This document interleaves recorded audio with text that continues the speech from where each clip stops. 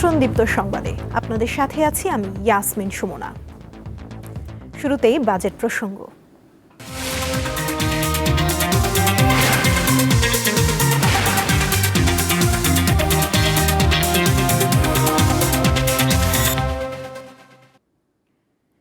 জাতীয় সংসদে বৃহস্পতিবার 2026-27 অর্থ বছরের বাজেট উপস্থাপন করেন অর্থমন্ত্রী।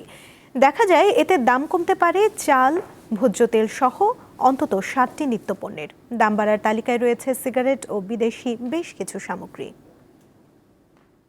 ইতিহাসে এবার আকারে সবচেয়ে বড় বাজেট উত্থাপন করেছেন অর্থমন্ত্রী আমির খসরু মাহমুদ চৌধুরী, যার আকার 9,38,000 কোটি টাকা।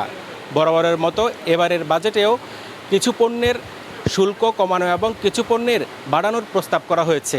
এর মধ্যে নিত্যপণ্যের বাজারে স্বস্তির কথা বেশি এসেছে। এর মধ্যে আমরা যদি বলি, চালের দাম কমানোর প্রস্তাব করা হয়েছে। এই মিনিকেট চাল এখন 70 থেকে 75 টাকা। সেটি বাজেট পাশ হলে এর দাম কত কমে সেটি এখন দেখার বিষয়। এর মধ্যে আমরা যদি জানি, এই যে সয়াবিন তেলের 5 লিটারের যেটি বোতল রয়েছে সেটি 970 টাকা।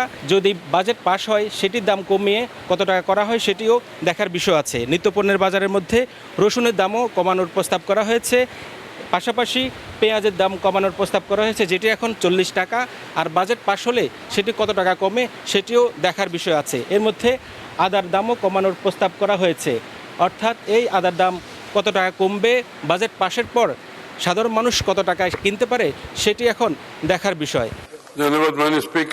2026-27 অর্থ বছরের প্রস্তাবিত বাজেটে বেশ কিছু স্বস্তির খবর দিয়েছে অর্থমন্ত্রী আমির খসরু মাহমুদ চৌধুরী। ব্যাপক উদ্যোগ গ্রহণ করেছে।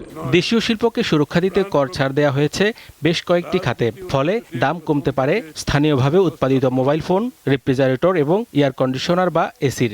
এছাড়া কৃষি যন্ত্রপাতি, জীবন রক্ষাকারী ঔষধ এবং ল্যাপটপ, কম্পিউটার ও স্বর্ণালংকারের উপর শুল্ক কমানোর কারণে এগুলোর দামও কমতির দিকে থাকবে। শিল্প খাতকে শক্তিশালী করার লক্ষ্যে তবে বাড়বে বেশ কয়েকটি পণ্যের দাম। বিলাসবহুল পণ্য এবং তামাকজাত দ্রব্যের উপর কর বাড়ানোর প্রস্তাব করেছেন অর্থমন্ত্রী। ফলে সিগারেট, বিড়ি ও জর্দার দাম আরও এক দফা বাড়ছে। এছাড়া বাড়ছে আমদানি করা ফল, গাড়ি, কসমেটিক্স ও বিদেশি ইলেকট্রনিক্স সামগ্রীর দাম। এছাড়া দাম বাড়তে পারে আমদানি করা কাজু বাদাম, গ্যাস সিলিন্ডার, মধু, কিছু প্রসাধনী, বিদেশি টাইলস, স্যানিটারি ওয়্যার ও বেসিন, একই সঙ্গে বিদেশি ফোম, মাইক্রোওয়েভ, ওভেন, সাইকেল ও যন্ত্রাংশ এবং খেলনার দামও বাড়বে। আগামী অর্থ বছরের প্রস্তাবিত বাজেটে কিছুটা স্বস্তি মিলবে বলে আশা করছেন ভোক্তা ও ব্যবসায়ীরা। সরকারের উচিত আমাদের নিম্নবিত্ত মধ্যবিত্তর জন্য যে দৈনন্দিন যে চাহিদা সামগ্রীর উপর গুরুত্ব দিয়ে যাতে পণ্যের দাম নিয়ন্ত্রণে রাখে। বাজেটে যে মূল্য বা যে প্রাইস নির্ধারণ করা হয় সেই বিষয়গুলো যদি যথাযথভাবে বাজারে প্রপার বাস্তবায়ন হয় দেশে, সেটা জনগণের জন্য একটা কল্যাণকর হবে। মুক্ত বাজার অর্থনীতি চালু করতে হবে। পণ্যটা যদি আমার মতো বা আমার যারা বড় বড় ব্যবসায়ী আছেন ওরা যদি আনতে পারে তাহলে কি হলো, প্রতিযোগিতা থাকবে। বাজেটের ভালো মন্দ পেছনে ফেলে সাধারণ মানুষের চাওয়া স্থিতিশীল বাজার ব্যবস্থাপনা নিশ্চিত করা। প্রস্তাবিত বাজেটে সাধারণ মানুষের জীবনযাত্রার ব্যয় কমাতে নিত্যপণ্য, স্বাস্থ্য, প্রযুক্তি ও জ্বালানি খাতে বড় ধরনের কর ছাড় দেওয়া হলেও রাজস্ব আদায়ের উচ্চাভিলাষী লক্ষ্য বাস্তবায়ন কতটা সম্ভব হবে সেটি এখন সবচেয়ে বড় প্রশ্ন। হেদায়েতুল্লাহ সীমান্ত, দীপ্ত সংবাদ, ঢাকা। দীর্ঘ 58 দিনের সরকারি নিষেধাজ্ঞা শেষে গত মধ্যরাত থেকে আবারও বঙ্গোপসাগরে মাছ শিকার শুরু করেছেন জেলেরা। এতে জেলে ও ট্রলার মালিকদের মধ্যে ফিরে এসেছে স্বস্তি, আর বিভিন্ন ঘাটে দেখা গেছে উৎসবমুখর পরিবেশ। পর্যাপ্ত মাছের আশায় উপকূলীয় জেলার বিভিন্ন ঘাট থেকে এরই মধ্যে শত শত মাছ ধরার ট্রলার গভীর সমুদ্রের উদ্দেশ্যে যাত্রা করেছে। নিষেধাজ্ঞা শেষ হওয়ার আগেই ট্রলার মেরামত, জাল প্রস্তুত, বরফ সংগ্রহ, জ্বালানি মজুত সহ প্রয়োজনীয় সব প্রস্তুতি সম্পন্ন করেন জেলেরা। তারা জানান, নিষেধাজ্ঞার সময় অধিকাংশ পরিবার আর্থিক সংকটে পড়েছিল। নতুন মৌসুমে ভালো মাছ পাওয়ার প্রত্যাশা তাদের মধ্যে নতুন আশার সঞ্চার করেছে।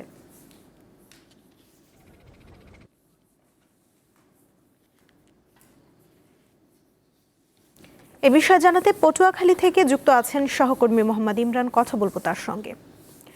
ইমরান, জেলেরা কি সাগরে মাছ শিকারে ফিরতে শুরু করেছেন? আর জ্বালানি তেলের দাম নিয়ে তারা কি বলছেন জানাবেন।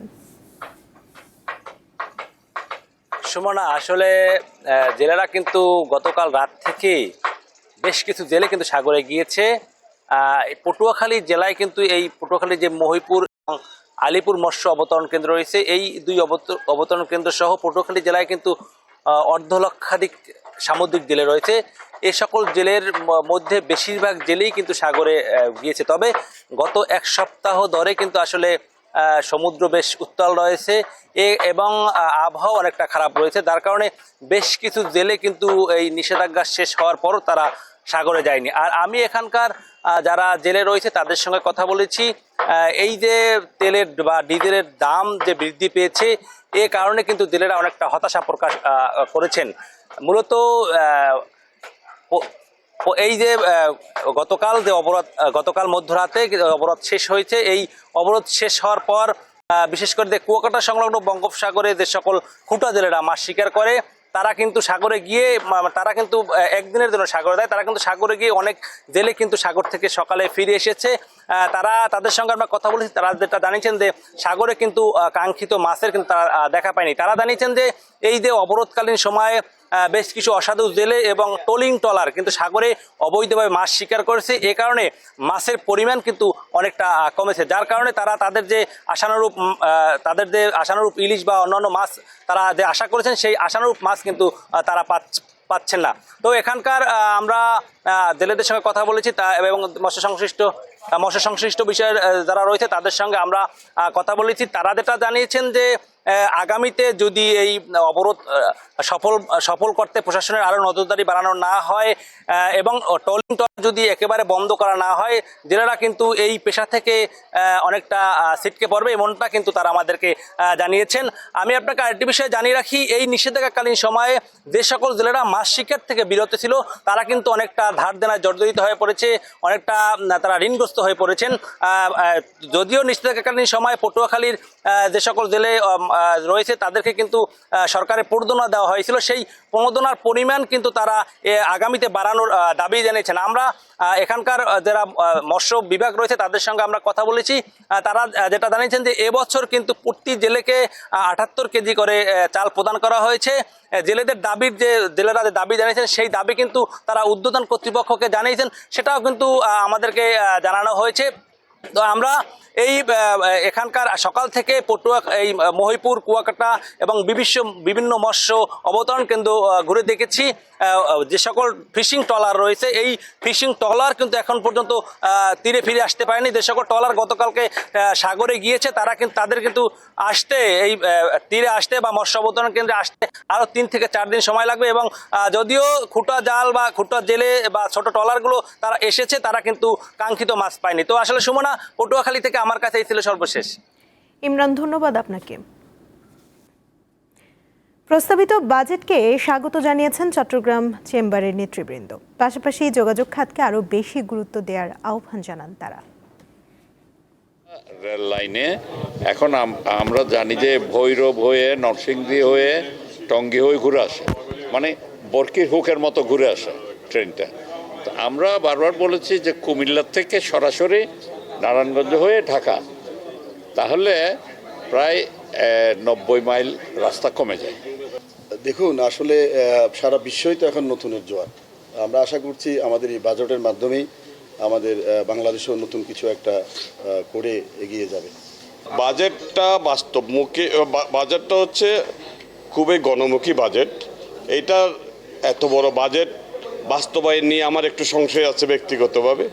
যদি বাজেটের যেই উল্লেখযোগ্য এবং বাজেট যেভাবে প্রণয়ন হয়েছে এটা যদি বাস্তবায়িত হয়, 100% হয়, তাহলে দেশের অনেক পরিবর্তন আপনারা 1 বছরের মধ্যে দেখতে পারবেন। চট্টগ্রামেরও দেখতে পারবেন এবং সারা দেশেরও দেখতে পারবেন। হঠাৎ করেই বিভিন্ন ফিলিং স্টেশনে গ্যাসের সংকট দেখা দিয়েছে। এতে যানবাহন চালকরা পর্যাপ্ত জ্বালানি না পাওয়ার অভিযোগ করেছেন। এ বিষয়ে জানাতে আমিনবাজার থেকে যুক্ত আছেন সহকর্মী M A Halim. Halim, gas সংকট নিয়ে ফিলিং স্টেশন কর্তৃপক্ষ কি বলছেন, আর কতদিন ধরে এই সমস্যা দেখা দিয়েছে? এই সমস্যাটি মূলত গত এক সপ্তাহ যাবৎ হচ্ছে সুমনা, সেটি আজকে সকালবেলা থেকে এটি প্রকট আকারে ধারণ করেছে। সকালবেলায় এখানে যারা আবাসিক গ্রাহক রয়েছে তারা কিন্তু এই প্রথমে এই টিপা তারা রান্না করতে গেলে তখনই কিন্তু এই গ্যাসের প্রেশার না থাকার কারণে কিন্তু তারা অনেকে এই রান্নাবান্না করতে পারেনি। তো এই বিষয়ে আমি তিতাস গ্যাসের কর্তৃপক্ষের সাথে যোগাযোগ করার চেষ্টা করেছিলাম, তবে তিতাস গ্যাসের একজন সাবেক কর্মকর্তা তিনি যেমনটি জানিয়েছেন যে এই অত্র অঞ্চলে সাভারে কিন্তু 15 PSIG গ্যাসের প্রয়োজন। সেখানে কিন্তু আজ সকালে এখানে আমিনবাজার থেকে ফ্লো কমে দেওয়া হয়েছে, 5 PSIG দেওয়া হয়েছে। তো 5 PSIG দেওয়ার কারণে কিন্তু এই সাভার অঞ্চলে কিন্তু এই তীব্র গ্যাসের সংকট রয়েছে, যার ফলে আবাসিক থেকে CNG স্টেশন পর্যন্ত কিন্তু সকালবেলা থেকে আমরা দেখতে পেয়েছি দীর্ঘ লাইন। অনেক পাম্পে কিন্তু বন্ধও রয়েছে এবং তারা CNG দিতে পারছে না, এবং সেক্ষেত্রে অনেকে গ্যাস নিতে আসলেও যে পরিমাণ প্রেশার রয়েছে সেখানে কিন্তু 10 থেকে 20 টাকা যে CNG সেরে নিতে পারছেন, এবং নর্মাল যে প্রেশার থাকে CNGতে এখানে 200 মতো প্রেশার থাকে, সেখানে কিন্তু আজকে আমরা দেখতে পেয়েছি 50, 60, 20, 30। তো এই বিষয়ে একজন CNGর একজন কর্তৃপক্ষ রয়েছে এখানে। আসলে এই সমস্যাটি কবে থেকে? এটা আপনার 6 তারিখ থেকে শুরু হয়েছে। আজকে সকালে কি অবস্থায়? এখন তো মানে মোটামুটি প্রেশার আছে, আবার এই গাড়ির চাপের কারণে কমে যায় আর কি। তো এই আমিনবাজার থেকে সাভার পর্যন্ত অবস্থা কি আরও খারাপ? হ্যাঁ, এখানে আপনার তিতাসে একটা বিজ্ঞপ্তি ছিল যে কোথায় কোন জায়গায় জানি কাজ করার পর থেকে আপনার প্রেশারটা জায়গায় জায়গায় প্রেশার কমে গেছে আর কি। হ্যাঁ, যেমনটি শুনছিলেন, তো এখানে কিন্তু এই অঞ্চলে বিশেষ করে আমিন ল্যান্ডিং যে একটি স্টেশন রয়েছে তিতাসের, সেখানে থেকে কিন্তু এই ফ্লো কমা দেওয়া হয়েছে। তো সে বিষয়ে আমি তিতাসের ঊর্ধ্বতন কর্তৃপক্ষকে ফোন দিয়েছিলাম, সেখানে যোগাযোগ করতে পারিনি। তবে এখানে যারা ভুক্তভোগী রয়েছে তারা অনেকে তিতাস কর্তৃপক্ষের সাথে যোগাযোগ, যেমনটি বলছেন যে আপনাকে সেই এখানে 15 PSIGর পরিবর্তে 5 PSIG পাওয়ার কারণে কিন্তু মূলত এই সমস্যাটা হচ্ছে। সব মিলিয়ে কিন্তু আজকে এই বন্ধের দিন কিন্তু এই সাভার কিন্তু যারা এখানে আবাসিক থেকে শুরু করে যারা ব্যক্তিগত গাড়ি নিয়ে বের হচ্ছে এবং বিশেষ করে CNG চালিত যে এখানে গণপরিবহনগুলো রয়েছে তারা কিন্তু একটি বিপাকেই রয়েছে। সুমনা। হালিম, ধন্যবাদ আপনাকে। আন্তর্জাতিক প্রসঙ্গ। ইরানের সঙ্গে শান্তি চুক্তি নিয়ে সম্পূর্ণ এক গোলকধাঁধা তৈরি করেছেন যুক্তরাষ্ট্রের প্রেসিডেন্ট ডোনাল্ড ট্রাম্প। স্থানীয় সময় বৃহস্পতিবার তিনি সামাজিক যোগাযোগ মাধ্যম ট্রুথ সোশ্যালে জানান, ইরানের সঙ্গে সম্ভাব্য একটি চুক্তির চূড়ান্ত বিষয়গুলো অনুমোদন দিয়েছে সংশ্লিষ্ট সব পক্ষ। আরও দাবি করেন, আলোচনার বিষয়টিও দেশটির সর্বোচ্চ নেতৃত্বের পর্যায় থেকে অনুমোদন পেয়েছে। এ কারণে ইরানের বিরুদ্ধে হামলা স্থগিতের কথা জানান ট্রাম্প। তবে মার্কিন প্রেসিডেন্টের এমন দাবির পরপরই প্রতিক্রিয়া জানিয়েছে ইরান। যুদ্ধ বন্ধের লক্ষ্যে চুক্তি নিয়ে এখনও কিছুই চূড়ান্ত হয়নি বলে জানিয়েছেন ইরানের পররাষ্ট্র মন্ত্রণালয়ের মুখপাত্র ইসমাইল বাঘাই।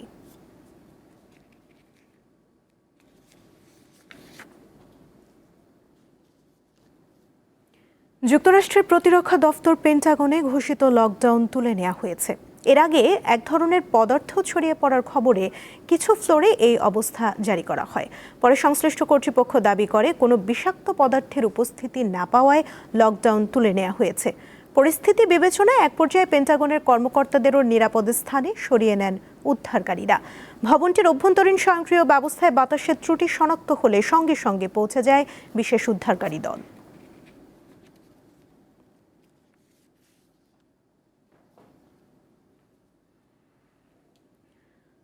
পাকিস্তান নিয়ন্ত্রিত কাশ্মীরে আইন শৃঙ্খলা রক্ষাকারী বাহিনীর সঙ্গে বিক্ষোভকারীদের সংঘর্ষে অন্তত 15 জন নিহত হয়েছেন বলে জানিয়েছে স্থানীয় কর্তৃপক্ষ।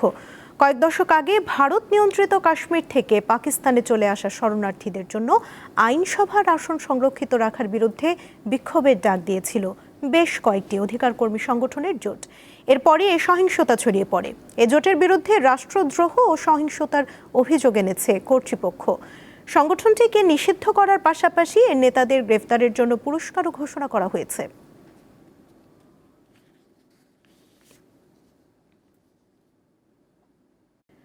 ফুটবল বিশ্বকাপের উন্মাদনা ছড়িয়ে পড়েছে বাংলাদেশের বিভিন্ন প্রান্তে। চলছে নানা আয়োজন, কোথাও শোভাযাত্রা, কোথাও আবার ব্যতিক্রমী কর্মকাণ্ডের আয়োজন। বিশ্বকাপ ফুটবল ঘিরে সারা বিশ্বে চলছে উৎসবের আমেজ। পিছিয়ে নেই বাংলাদেশও। দিনাজপুরে ব্রাজিল সমর্থকরা বর্ণাঢ্য র্যালি, পতাকা মিছিল ও নানা আয়োজনে মাতিয়ে তোলেন পুরো শহর। নেচে গেয়ে ভালোবাসার দলের প্রতি সমর্থন জানান তারা। আমরা খুবই এক্সাইটেড। সো 4 বছর পর আবার ব্রাজিলের খেলা হচ্ছে। বাংলাদেশের সকল ফুটবল প্রেমীকে শুভেচ্ছা, যে যে দলই সমর্থন করুন না কেন। মাগুরার কৃষক আমজাদ হোসেন ফুটবল বিশ্বকাপ উপলক্ষে জার্মানির দীর্ঘ পতাকা তৈরি করে আলোচনায় এসেছেন। 2006 সালে 1.5 কিলোমিটার পতাকা দিয়ে যাত্রা শুরু হয় তার। এবার তিনি তৈরি করেছেন 7.5 কিলোমিটার দৈর্ঘ্যের পতাকা। জার্মানি ওষুধের কারণে আল্লাহ পাক আমার ব্যাধি থেকে মুক্তি করেছে, তখন আমি জার্মানির সরকারকে এমন একটা উপহার দেবো যা সারা পৃথিবীর লোক থাকারে এই যে পরিচিত হয়ে দেখতেই পারে আমারে, সেইভাবেই আমি করেছি। 2014 সালে পতাকা তৈরির জন্য জমি বিক্রি করেন তিনি। ওই বছর জার্মানি দূতাবাসের পক্ষ থেকে তাকে সম্বর্ধনা দেয়া হয়। এছাড়া জার্মান ফুটবল দলের ফ্যান ক্লাবের আজীবন সদস্যপদ দেয়া হয় তাকে। বিশ্বকাপে ইরান ফুটবল দলের সমর্থনে নাটোরে শোভাযাত্রা হয়েছে। নাটোর প্রেস ক্লাবের সামনে থেকে শোভাযাত্রা বের হয়ে তা শহরের বিভিন্ন সড়ক ঘুরে শেষ হয়। শেরপুর সরকারি কলেজ মাঠে আয়োজন করা হয় মিলন মেলার। ব্রাজিল ফ্রেন্ডস ক্লাবের আয়োজনে আনন্দ র্যালি শহরের বিভিন্ন সড়ক প্রদক্ষিণ করে। ফুটবল বিশ্বকাপ ঘিরে নড়াইলে শুরু হয়েছে ব্যাপক উন্মাদনা। শহর থেকে গ্রাম সবখানে বিশ্বকাপের আমেজ বিরাজ করছে। জেলার বিভিন্ন এলাকায় ফুটবল প্রেমীরা পছন্দের দলের পতাকাটা নিয়ে সমর্থন প্রকাশ করছেন। সাদিয়া চৌধুরী, দীপ্ত, বার্তাকক্ষ। বিশ্বকাপের উন্মাদনা আরও বাড়িয়ে তুলতে ঢাকা বিশ্ববিদ্যালয় টিএসসিতে বৃহস্পতিবার শুরু হয়েছে 3 দিনের লাইফ বয় ফ্যান ফেস্ট, যেখানে হাজির হন বাংলাদেশ নারী দলের তারকা ফুটবলার ঋতুপর্ণা চাকমা। ফুটবল প্রিয় তরুণ তরুণীদের 6টি ইভেন্টের মাধ্যমে বিশ্বকাপের আমেজে জাঁকিয়ে তোলে ইউনিলিভারের এই আয়োজন। বিশ্বকাপ ফুটবল বাংলাদেশের বিশ্ববিদ্যালয়গুলোকে উৎসব মঞ্চে পরিণত করে। এবারের আসর সামনে রেখে ঢাকা বিশ্ববিদ্যালয়ে ইউনিলিভার পণ্য লাইফ বয়ের সৌজন্যে আয়োজিত হয় ফ্যান ফেস্ট। বাংলাদেশে ফুটবলের জনপ্রিয়তা নিয়ে নতুন করে বলার কিছু নেই। জাতীয় দল আন্তর্জাতিক অঙ্গনে বড় কোনো সাফল্য অর্জন করতে না পারলেও বিশ্বকাপের সময় দেশের মানুষ বিভক্ত হয়ে পড়েন মূলত ব্রাজিল, আর্জেন্টিনা, জার্মানি কিংবা ফ্রান্সের সমর্থনে। বাংলাদেশের মানুষের ফুটবলকে নিয়ে পাগলামি তো সবসময় একদম দেখার মতো। এই আমেজটা আরো থাকুক। একটা চার্মিং এনভায়রনমেন্ট, দেখে ভালো লাগছে সবকিছু। খেলেছিলাম, আমি একটা ফ্লাক্স পেয়েছি জিতে, আর এখনো টিকিট আছে, ভাবছি আর কি খেলা যায়। আমরা অ্যাবসেন্ট থাকার পরেও যেহেতু এত আমেজ এত ফুটবল প্রেমী আমাদের দেশে, এটা আসলে আমাদের ব্যর্থতা যে আমাদের এত মানুষের মাঝখান থেকে আমরা 11 জন প্লেয়ার বের করতে পারতেছি না। এই আবেগের সবচেয়ে প্রাণবন্ত প্রকাশ ঘটে বিশ্ববিদ্যালয় ক্যাম্পাসগুলোতে, যেখানে ফুটবল কেবল খেলা নয় বরং সম্মিলিত আনন্দের এক প্রতীক। 2026 ফিফা বিশ্বকাপ ঘিরে দেশে বিশ্ববিদ্যালয়ের শিক্ষার্থীদের মাঝে সেই উচ্ছ্বাস আরো বাড়িয়ে দেয় লাইফ বয় ফ্যান ফেস্ট। এই পরিবেশটা আমার কাছে খুব ভালো লাগছে, আমি এনজয় করছি, আমি অনেক আশেপাশে গেমস দেখছি এন্ড আমার ইচ্ছা আমি পার্টিসিপেট করব এখানে। বাংলাদেশে এবার ওয়ার্ল্ড কাপ এখানে আয়োজন করা হয়েছে। এই বিজি লাইফে হয়তো বা আমি বুঝতে পারছিলাম না যে কতটুকু বাংলাদেশে সবার আমেজ আছে। ওয়ার্ল্ড কাপের ভাইবটা অনেক মজার, ফ্যামিলি ফ্রেন্ডস সবাই একসাথে হয়ে রাত জেগে জেগে ওয়ার্ল্ড কাপ দেখা, গোল হওয়া, চিল্লা, নো ডিসঅ্যাপয়েন্টমেন্ট।